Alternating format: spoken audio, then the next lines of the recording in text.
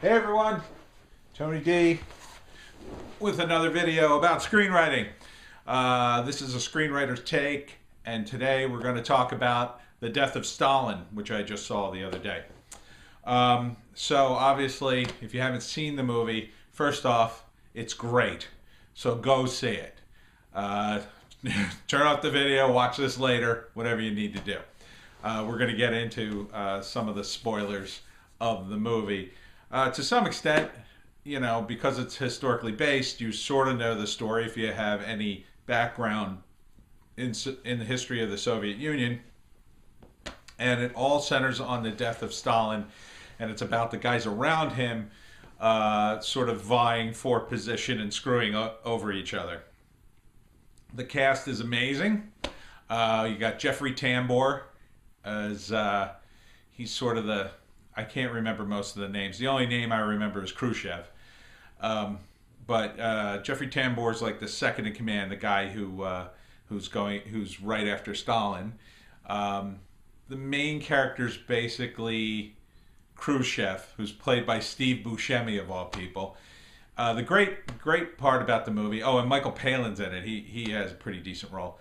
Great part about the movie is nobody tries to do a Russian accent, really. Steve Buscemi just is Steve Buscemi as Khrushchev, which is hilarious.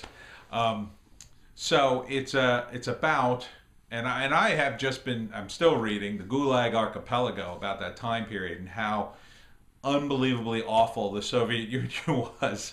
A great book. I started reading it because Jordan Peterson talked about it a lot, and let me tell you something. It's an amazing book.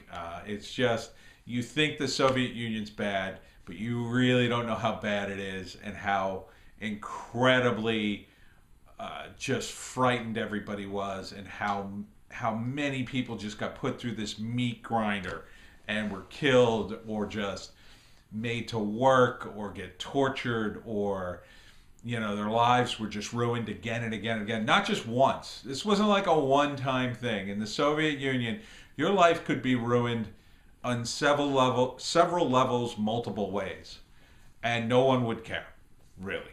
Maybe your family would, but you know, most people just they tried to keep, even the people who tried to keep their head down, even the people who were actual communists, like real communists, real believers, would be killed and tortured, and you know. So, why is the movie so funny? Is the first question that my friend who invited me over to see it asked. I'm not sure where it's playing. I know it's on one of the movie channels. Well, it's because the subject matter is so dark and so serious that it's just hilarious that these guys. First off, it's hilarious that these version of the guys are running anything, much less the Soviet Union. You know, I read some of the Wikipedia entries after the movie, and it's historically based, but you know, in a kind of loose way. I mean, the real events were much more longer and boring and tedious. The movie kind of compacts a lot of stuff together, but sort of keeps the spirit of a lot of the crazier moments, really. So the craziest moment is right in the beginning, in the first act. First they establish Stalin and his guys, and it's like Stalin runs everything. I mean, he was just the absolute dictator and spent 90% of his time just torturing everybody around him and putting people on lists and sending them to the gulag, just to keep everybody so afraid, you know, that anybody would dare raise a hand against them. I mean, these people were honestly afraid. Even his own guys. Even that crew of guys around him were deathly afraid of pissing him off and being killed. So the opening scenes are them. It's just like Stalin's crew of boys, but like Stalin is the Elvis of the crew, so they have to do what Elvis wants to do. So he's like, "Oh, let's go watch a cowboy movie," and you know, and they stay up late in the night drinking and watching cowboy movies, and then they're so anxious about what they said to Stalin, that Khrushchev would go home every night and dictate to his wife the jokes he told and which ones worked and which ones didn't, and other things that happened. Like, that's how desperate he was to make sure he stayed on Stalin's good side, and he was sort of like the funny guy of the crew who told the funny stories. And so there was this really interesting dynamic between them, which gets shattered the moment Stalin's dead. Because the moment Stalin dies, they go into who's going to take over now, and they're all backstabbing each other. What the screenwriters do is they set up one of the crew to be the villain, and that's Beria, or Berra. Beria, I think his name is. And he's the head of the secret police, so he's the obvious choice, even though they were all sort of, they were all bad guys. They all sent all kinds of people to the gulag. Now, it was so bad that either somebody went to the gulag or you'd go to the gulag. I mean, it was that bad. So, in some respects, you can see why they would do that, because better that someone else than me kind of thing, if you had to survive. There wasn't a lot of, the noble people were all killed. Michael Palin's character was very interesting, I read about, because later he was revealed to be a staunch communist to the end, even though Stalin had put him on a list and he was going to die. But because Stalin dropped dead, he escaped going to the gulag, and he eventually survived the whole transition of Stalin and these other guys, and he, as he became an old man, he talked about how, like, Mao was the real communist. The revolution had been taken over by guys like Khrushchev and other guys who they were more willing to play ball, which was interesting.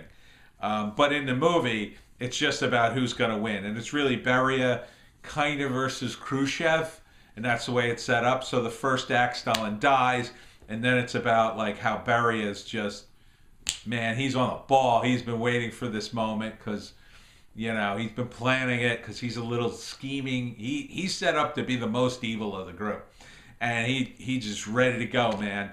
But then, and he even steals all of Khrushchev's ideas, which was hilarious. So Khrushchev is set up as the guy who's scrambling to get caught up, because if he doesn't get caught up, man, Beria is gonna be running the show. He's gonna be the man behind the man, who is Jeffrey Tambor, who's very weak.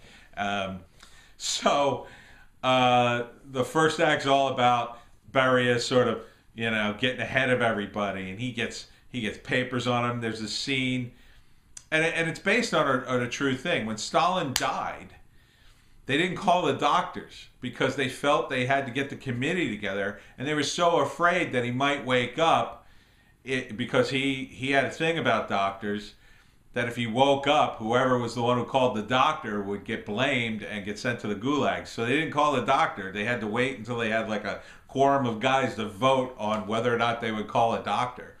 And Stalin had killed all the good doctors, which was true. It was all true, that part. There was another true part where they're all leaving Stalin's place for the funeral, I think, and they're all in limousines, and they're all trying to get out at the same time, and then they almost run into each other, and then Beria gets out, and like he pretends like to take off his hat and salute Stalin, and then when everybody comes out to do the same thing, because they don't want to be the only ones who didn't do it, he jumps back in his car and gets ahead of everybody. So it's all this like petty rivalry that they set up. So Act 2 is more of that. Khrushchev, who they call in the movie Nicky, which is very funny because, I don't know if you're aware, but on Boardwalk Empire, I believe Buscemi's character's name is Nicky too. I want to say it's Nicky. But like Nicky is such a more like, I mean, because Buscemi's not doing an accent, so he's like just some North Jersey guy pretending to be Khrushchev. So Nicky suits him a lot better than like Khrushchev does. So the second act's all about their scheming back and forth with Beria. And Beria really seems to have the upper hand because he has the special security forces as opposed to the army. And there's kind of a rivalry there. And then the third act is about how Khrushchev basically plots to bring the rest of the Politburo together to keep Beria from taking over. And he just barely manages to do that, right? And all kinds of other stuff happens in the movie too. But it's all about these petty politics, and it all hangs on Buscemi's amazing performance, and the rest of the cast too. But really, a lot of it hangs on Buscemi and his character versus Beria and both those actors. Everybody in the cast is just amazing in it. If you haven't seen it, you're missing out on a good movie. The Death of Stalin is really well done. And typically in a historical movie, they'll have that ending where they tell you what happened to the real historical figures, which they do. So even though the movie telescopes a bunch of events into more quick, fast-paced, pithy events for the movie, it works, because it's not really about the Soviet Union. You could take those trappings away, and really it's just about a group of guys vying for power after the death of a tyrant. And they're all, even the worst ones are really anxious to kind of get past the Stalin era and move forward with changes that, because Stalin was just so bad. I mean, I recommend reading The Gulag Archipelago. I'm still only on chapter 5, but it really is an amazing book, and I really recommend seeing The Death of Stalin. It's just a very funny movie because you have so much at stake. I mean, these guys could literally be killed at any time. Their families could be killed, and the fact that they're just so petty and they get caught up in these little moments, and it's so important. Like, the stakes couldn't be higher. There's an entire country at stake. People are dying left and right. And horrible things are happening too. Horrible things happen in the movie, and yet it's a comedy. But it's a very dark comedy.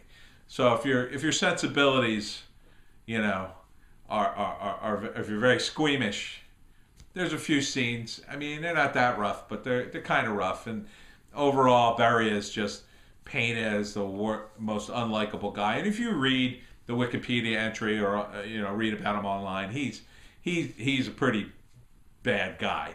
Assuming they didn't just make all that, all the extra horrible stuff about him after he died, which was typical in the Soviet Union. It also has an amazing closing credits. I mean, it really is just the screenwriters, the director, everybody just did such a nice job.